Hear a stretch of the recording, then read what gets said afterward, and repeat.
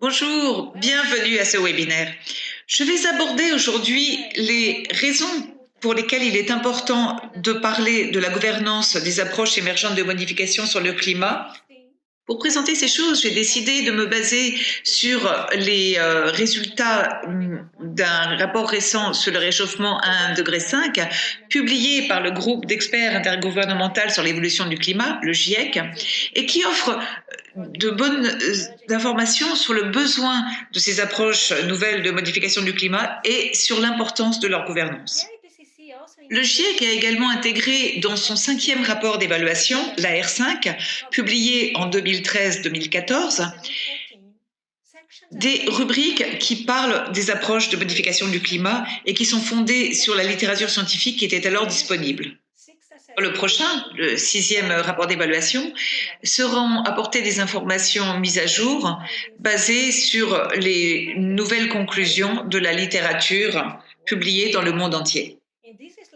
Dans cette diapositive, j'inclus le lien vers le rapport d'évaluation numéro 5 et le rapport spécial à 1,5 degré. Et dans la dernière diapositive, j'apporte d'autres références pour ceux qui souhaiteraient en savoir plus sur le sujet. Le rapport spécial sur le 1,5 degré parle des impacts d'un réchauffement climatique de 1,5 degré par rapport au niveau pré-industriel et présente différents profils d'évolution des gaz à émission d'effet de serre avec des trajectoires modélisées des émissions anthropogéniques mondiales et des hypothèses sur la croissance économique, le développement technologique et les styles de vie. Les profils d'évolution évalués ont été classifiés en fonction de leur trajectoire de température au XXIe siècle. Ceux qui limitent le réchauffement en dessous d'1,5 degré sont considérés comme de non-dépassement. Ceux qui limitent le réchauffement à 1,6 degré et qui retournent à 1,5 degré d'ici à 2100 sont considérés comme un dépassement limité.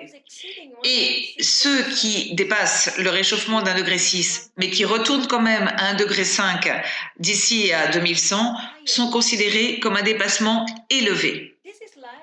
Sur cette diapositive, vous pouvez voir l'enveloppe des différents profils d'évaluation évalués, donc pas de dépassement, dépassement limité ou élevé. Et vous y trouvez 4 modèles, le P1, P2, P3, P4, où les trajectoires d'émission sont représentées en bas de l'image.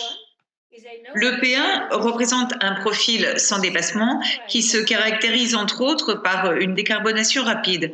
Mais en revanche, le P4 représente un dépassement élevé où il y a une forte consommation de ressources et une grande demande pour des transports et des produits dérivés du bétail. Les autres profils évalués dans le rapport spécial de 1,5 degré parlent d'émissions net zéro de dioxyde de carbone à l'échelle mondiale à l'horizon 2030. Et pour ce secteur, cela pourrait ne pas être faisable et l'on s'attend à des émissions résiduelles de CO2. Dans ces cas, des options de compenser ces émissions en les éliminant de l'atmosphère sont suggérées et elles relèvent des méthodes d'élimination du dioxyde du carbone, le DC. Ces méthodes sont également importantes pour réduire le réchauffement dans le cas des profils de dépassement élevés et donc de limiter le réchauffement à 1,5 degré à la fin du siècle. Plus long et plus élevé sera le dépassement, plus grande sera la dépendance à l'égard des méthodes d'EDC. Cela est clairement illustré par le profil P1 qui n'a pas de dépassement et le profil P4 où le dépassement est élevé. Sur le P1, l'ombre que nous avons en marron représente la réduction des émissions qui sont obtenues grâce au reboisement qui est l'une des options d'EDC. On voit que le P4 dépend beaucoup plus de l'EDC, tel que l'illustre l'ombre en jaune, qui est une autre méthode d'EDC, à savoir la bioénergie par captage et stockage du carbone, le BECCS.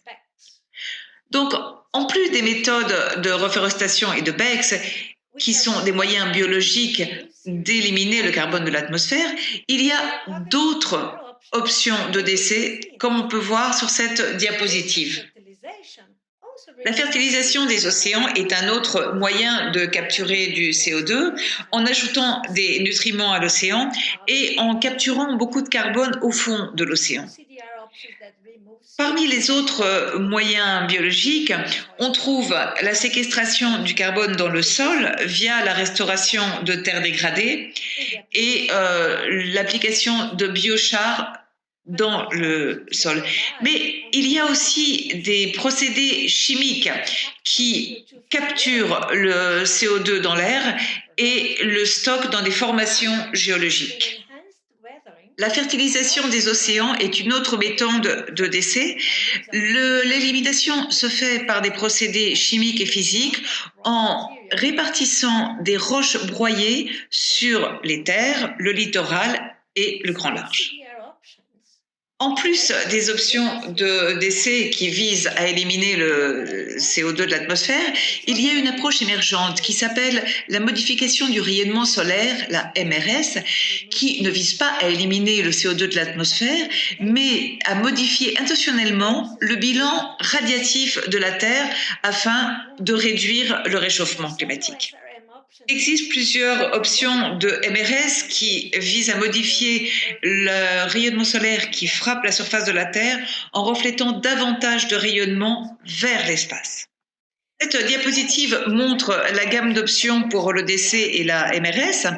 On peut voir clairement que toutes les options de MRS visent à réduire la quantité de rayonnement solaire dans le système climatique, d'où toutes les flèches qui remontent vers l'atmosphère.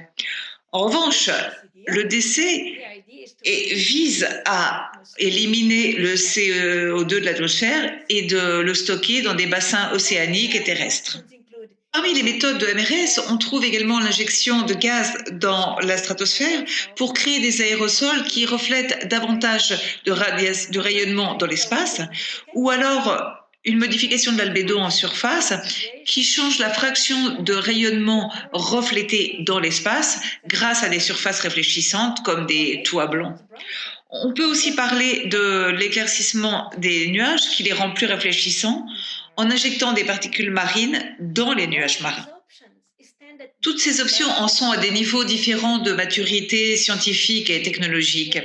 Et bien qu'elles soient théoriquement efficaces pour éliminer le CO2, réduire le dépassement ou pour changer le bilan radiatif de la Terre, elles sont confrontées à des incertitudes comme le manque de connaissances, des risques importants et des contraintes institutionnelles et sociales quant à la gouvernance, l'éthique et les impacts sur le développement durable.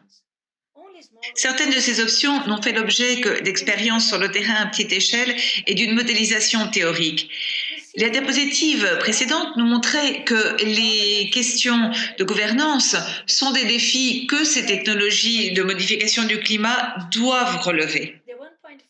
Spécial de 1,5 définit la gouvernance comme un concept plus inclusif qui reconnaît la contribution de tous les niveaux de gouvernement, le secteur privé, les ONG, la société civile, dans toute la gamme des processus de décision, de gestion et de mise en œuvre et de monétarisation des politiques et des mesures qui affectent la société dans son ensemble.